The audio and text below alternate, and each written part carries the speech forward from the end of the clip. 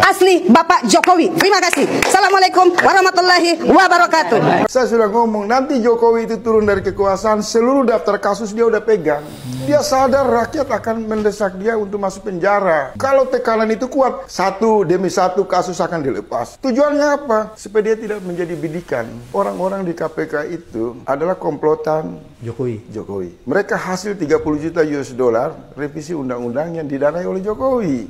KPK minta untuk adili Jokowi. Saya mau lihat anak-anak muda itu panjat gedung KPK. Satu saja proposal, adili Jokowi, Gibran, Kaisang, dan oligarki. Jangan kemana-mana dulu. Kenapa? Prabowo juga korban, polisi korban, TNI korban, mahasiswa korban, seluruh elemen bangsa korban kebiadaban tikus gorong-gorong Presiden Joko Widodo. Itu intinya. Itu pesan saya, mohon jangan diedit, disebarkan sebagai pemantik kesalahan. Anak muda nggak boleh takut. Adili Jokowi dan kawan-kawan. Saya tuh sempat juga terbohongi sama dia. Saya kan 2014 1,5 tahun di dalam. Potongan-potongan video yang saya perlihatkan ke Anda semua tadi adalah bagian dari teriakan-teriakan orang-orang yang anti ke Pak Jokowi. Dan di video ini saya mau mengajak diskusi. Kita bahas yuk soal mengapa kita harus membela Pak Jokowi.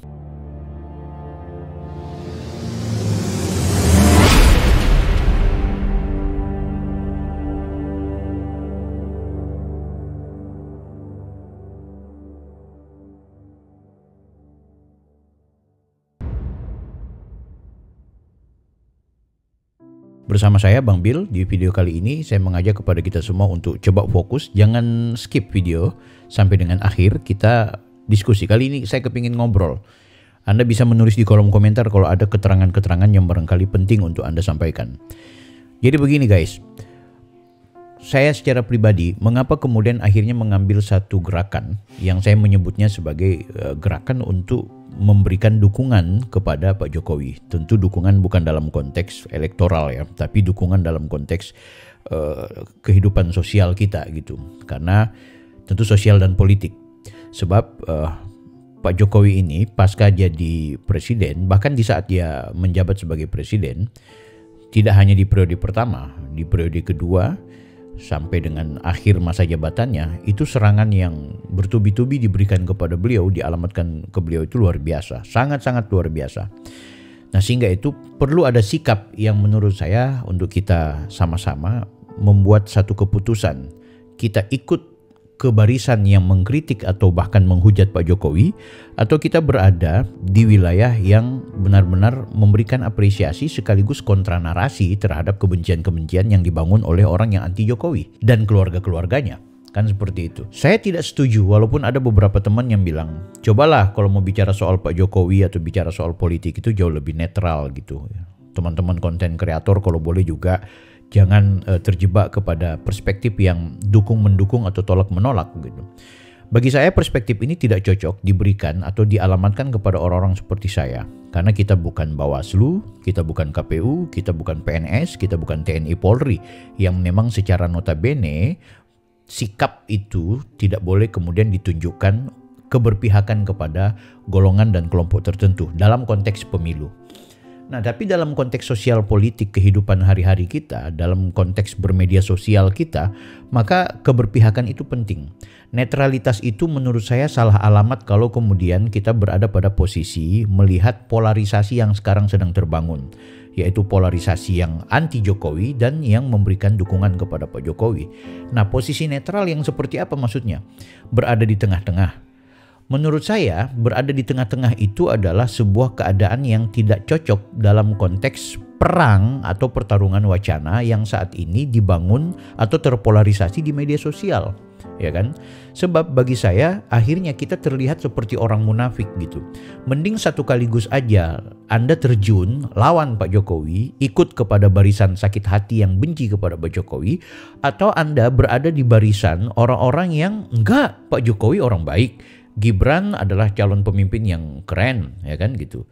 Kalau kemudian Anda berada di wilayah netral, itu juga menurut saya nggak cocok. Kenapa? Ya kecuali Anda PNS gitu, kecuali Anda adalah orang-orang yang memang tidak diperbolehkan untuk berada pada wilayah-wilayah berpihak dalam konteks isu politik dan sosial. Kan gitu, apalagi dalam konteks pemilu dan pilkada.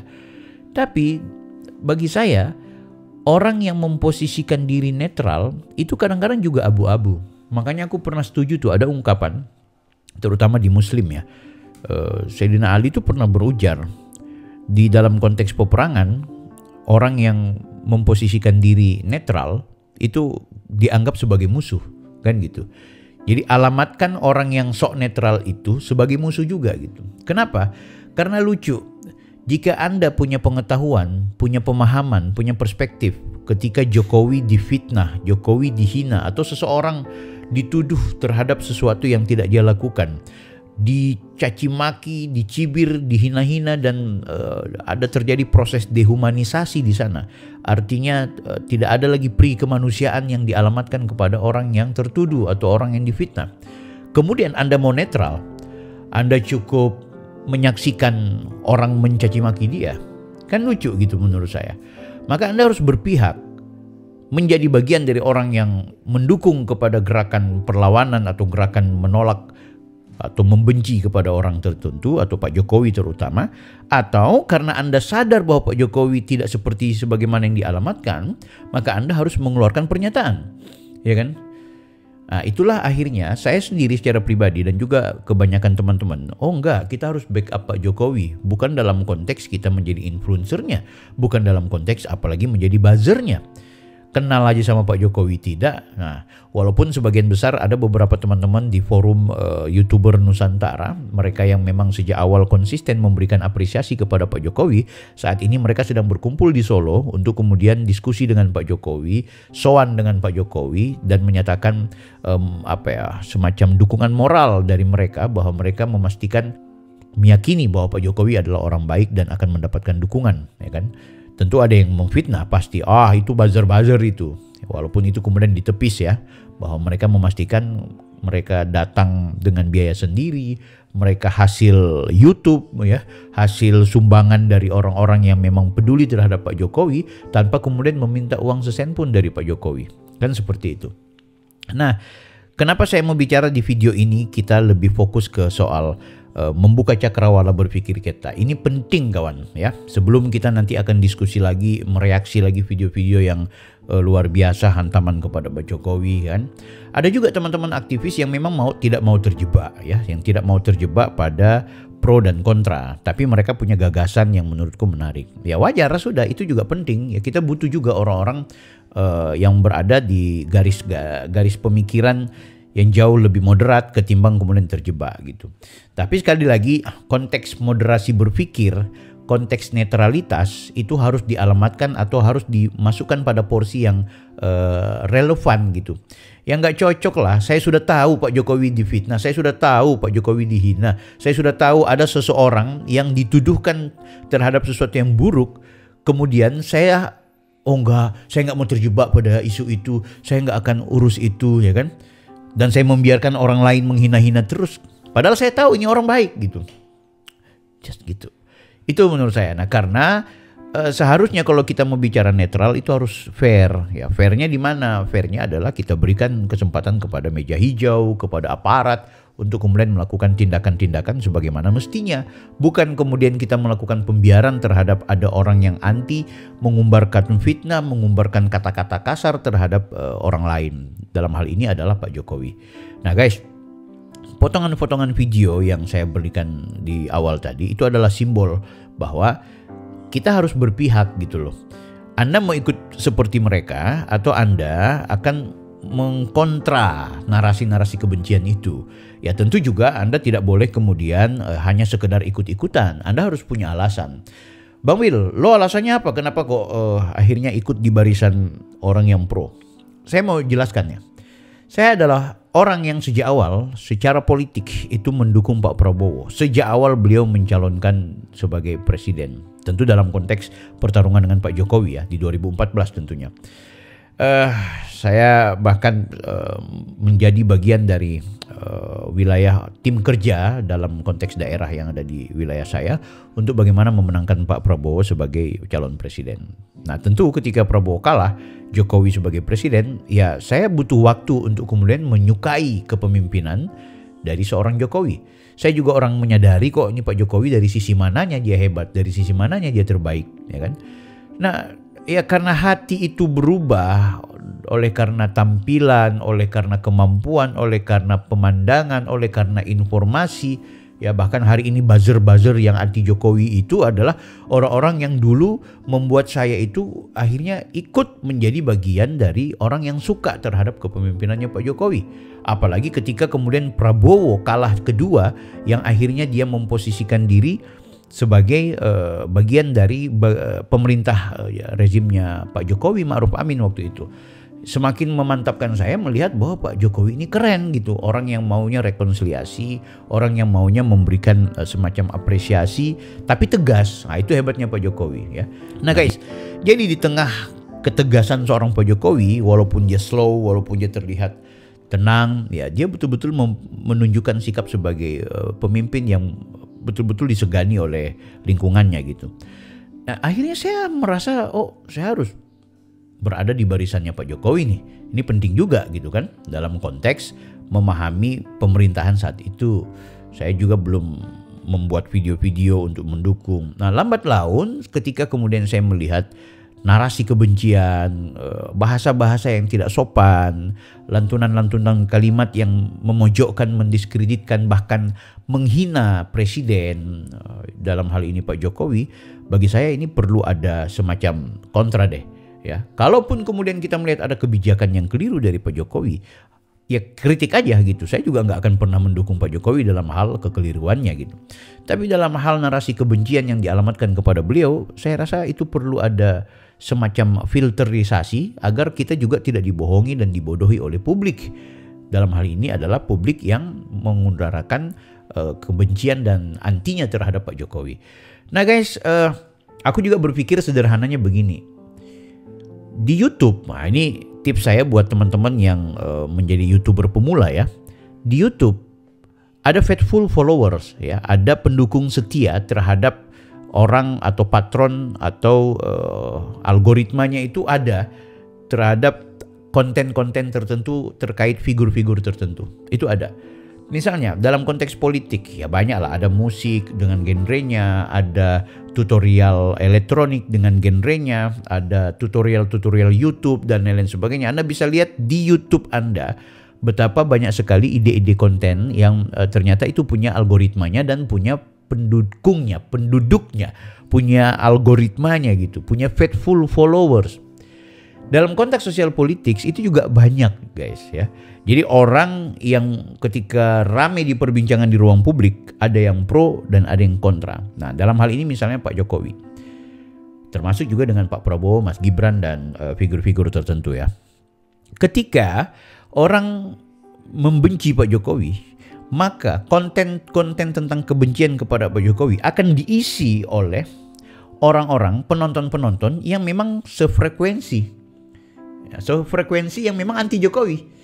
Entah itu karena gagal move on di pemilu 2024 atau mungkin karena hal-hal lain yang mendorong ia akhirnya memilih kepada menonton, bahkan berkomentar, bahkan ikut terlibat pada isu-isu yang kontennya anti Jokowi. Sementara yang memberikan dukungan kepada Pak Jokowi itu juga punya faithful followers, punya penduduknya, punya pendukungnya, punya algoritmanya. Sehingga itu setiap konten yang memberikan dukungan kepada Pak Jokowi, maka yang mengisi 80 sampai dengan 90% mengisi komentar adalah orang-orang yang memang betul sayang sama orang yang ada di video itu. Misalnya Pak Jokowi. Kan seperti itu guys. Nah ini menarik. Akhirnya saya berkesimpulan, buat apa saya mengumbar-ngumbar kontra anti kepada Pak Jokowi yang itu sebenarnya saya nggak punya kapasitas gitu loh. Jangan sampai saya mengumbar aib, jangankan istilahnya ini sesuatu yang belum jelas, yang sudah jelas-jelas dia punya aib, pelanggaran, kejahatan, kemudian diumbar-umbarkan ke media sosial, dalam moralitas saya sebagai orang yang beragama, saya merasa risih untuk diumbarkan ke ruang publik. Kan seperti itu. Apalagi kalau memang benar-benar dia ini cuma dituduh, dia ini cuma difitnah soal ijazah palsu, soal korupsi OCCRP, soal penindasan, soal intervensi MK, soal politik dinasti dan lain-lain sebagainya. Kan gitu. Kalau soal politik ya memang manusia politik mainannya begitu gitu menurutku kan gitu. Kecuali melanggar hukum ya, konteks yang beda. Jadi isu-isu itu bagaimana mungkin kemudian aku akan berada di barisan orang yang anti sama Pak Jokowi, membenci dia dan mengumbarkan aibnya di media sosial. Aku khawatir belum selesai minal aizin wal faizin, belum selesai mohon maaf lahir batin, belum pernah bertemu dengan Pak Jokowi, tapi video saya mengumbar-ngumbar aib, mengumbar-ngumbar kebencian tentang dia. Kemudian Tuhan memanggil Pak Jokowi atau Tuhan memanggil saya, kita belum sempat bertemu, belum sempat maaf-maafan. Buat apa gitu? Nah, ini soal prinsip juga ya, prinsip religiusitas. Mungkin banyak pengamat dan banyak YouTuber tidak akan sampai sejauh itu. Kalau aku sangat mempertimbangkan itu. Nah, mending saya berada di barisan orang yang memberikan apresiasi, orang yang memberikan informasi positif, ya, orang yang memberikan kabar-kabar bahwa Pak Jokowi itu sosok yang baik. Kecuali kalau saya tahu dia jahat kemudian saya bilang baik, maka saya berdosa. Persoalannya saya tidak tahu dia jahat, yang saya tahu memang dia baik, kemudian saya sampaikan kebaikan. Tapi kalau saya tahu dia zolim, saya tahu dengan realistis, rasional, ada data, ada fakta bahwa dia jahat, kemudian saya umbarkan bahwa dia itu baik, maka saya juga munafik. Jadi biarkan yang saya lihat, oh sosok Pak Jokowi baik kok, orangnya tidak ada masalah. Ya kan, tidak seperti yang diumbar-umbar oleh orang-orang yang anti sama Pak Jokowi. Buat apa saya kemudian mengutarakan sesuatu yang bersifat buruk? Oh ya, berarti Bang Bil Anda nggak tahu sifat yang sebenarnya. Karena kami ini, Said Didu pernah di dalam, si ini pernah di situ, Abraham Samad pernah sama-sama, kami tahu lah kejelekannya, keburukannya. Oke, mungkin ada karakter dari Pak Jokowi yang Anda tidak simpatik. Karena Anda adalah korban ketika kemudian Pak Jokowi berkuasa, Anda tidak mendapatkan jabatan yang bagus lagi. Oke, karena Anda mungkin dipecat. Oke, karena Anda kemudian ketahuan melakukan tindakan buruk, sehingga Pak Jokowi melihat Anda tidak pantas lagi berada di rejim bersama dia. Sehingga itu Anda mengutarakan atau mengumbarkan kelemahan-kelemahan dan kekurangan Pak Jokowi. Ya itu juga munafik menurutku. Jadi bagi aku adalah, ya udah kita beritakan sesuatu yang positif. Pak Prabowo baik orangnya. Bahwa dia kemudian di belakang layar ternyata ada niat yang buruk, ada niat yang jahat, ya itu dosanya dia gitu. Yang salah adalah ketika kita melihat ada kezoliman kemudian kita biarkan. Nah itu nggak boleh. Kan gitu. Tapi kan kezoliman yang diutarakan di permukaan oleh ibu-ibu tadi dan bapak-bapak tadi adalah kezoliman prasangka. Yang didasari oleh sentimen karena anti kepada Pak Jokowi gara-gara gagal pilpres. Gara-gara orang yang dia calonkan itu keliru. Tidak dapat kursi, tidak dapat kesempatan menang. Gara-gara bendera-benderanya atau organisasinya itu dibekukan di eranya Pak Jokowi. Come on, jadi aku berharap kita coba untuk berpikir lebih jernih dan bersikap netral dalam konteks isu sosial politik ini, dalam konteks isu Pak Jokowi adalah sikap yang menurut saya juga itu tidak relevan kan gitu. Aku nggak bilang nggak baik ya, tapi nggak relevan. Kenapa saya bilang nggak relevan? Karena begini, jangan sampai Anda sudah tahu Pak Jokowi orang baik, kemudian Anda diam, membiarkan dan seolah-olah menaruh semacam apresiasi kepada orang yang mencaci maki dia. Makanya aku berpikir, jangan sampai kebencian kita kepada seseorang akhirnya membuat kita bertindak tidak netral. Ya, tidak adil maksudnya, bukan tidak netral. Karena netralitas itu ya cocoknya dalam konteks berpolitik praktis bagi mereka yang dilarang. PNS ya harus netral. TNI Polri ya harus netral. Kan gitu. Walaupun kemudian netralitas itu dalam hal sikap di publik. Tapi sikap di dalam batin ya itu masing-masing. PNS aja boleh kok ikut kampanye. Yang penting netralitas itu dalam konteks PNS silahkan ikut berkampanye tapi tidak berekspresi di saat kampanye itu. Tidak dukung-mendukung, dia cukup mendengarkan, mendapatkan informasi. Dan itu pun sang PNS tidak boleh cuma satu calon dia datangi. Tapi kampanye-kampanye dari calon yang lain itu dia harus datang. Kan seperti itu mekanisme. Saya pernah di Bawaslu jadi saya tahu boleh dan tidak bolehnya kampanye dalam konteks PNS yang sebenarnya harus netral. Beda kalau polisi, netralitasnya bukan cuma dalam konteks sikap, sampai dengan di bilik suara pun dia tidak boleh mencoblos. Nah, kalau ASN kan masih boleh mencoblos. Kan gitu. Jadi guys, membela Pak Jokowi adalah sebuah pilihan yang menurut saya sangat relevan dalam konteks hari ini. Ya, kenapa? Karena beliau terlalu berlebihan diserang oleh kelompok-kelompok yang memang sudah sangat akut membenci kepada Pak Jokowi. Dan aneh-aneh aja sih kebenciannya itu diekspresikan, mulai dari persoalan ijazah palsu yang tidak berkesudahan sampai dengan isu-isu yang menurutku remeh-temeh tapi dibesar-besarkan. Mungkin kalian gak sepakat ya dengan pikiran-pikiran saya ini, tapi saya sarankan Anda harus mengambil sikap yang lebih patriotik, harus lebih tegas, harus memposisikan diri sebagai orang yang menurut saya berpihak. Ya, silakan berpihak, mau benci, mau melawan Jokowi, atau memberikan dukungan kepada dia. Kalau saya pastikan memberikan hormat dan dukungan kepada Pak Jokowi selama saya tidak melihat ada sesuatu yang buruk dan zalim yang dilakukan oleh beliau. Maka menjadi kewajiban moral bagi saya untuk mengingatkan publik untuk mari kita berpikir waras. Kita berjumpa di video berikutnya. Saya Bang Bill, Offside.